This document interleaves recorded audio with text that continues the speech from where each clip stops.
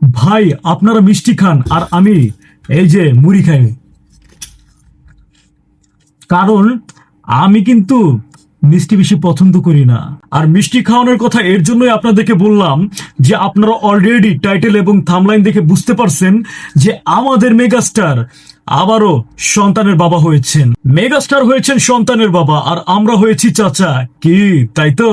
আমরা সবাই দেখে ফেলেছি, শবনম ইয়াসমিন বুবলির ফেসবুকের ভেরিফাইড পেজ থেকে তিনি নিজেই ঘোষণা দিয়েছেন যে তিনি কন্যা সন্তানের মা হয়েছে, এবং সেই সন্তানের বাবা হিসেবে তিনি কিন্তু পোস্টে উল্লেখ করেছেন আমাদের শাকিব খানের নাম।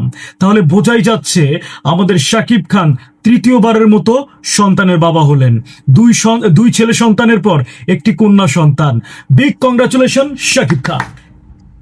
এই কন্যা সন্তানের নামও রাখা হয়েছেন শার্লিন খান, মানে শাকিব খানের নামের সাথে সামঞ্জস্য রেখেই এই কন্যা সন্তানের নামটি শার্লিন খান রাখা হয়েছে।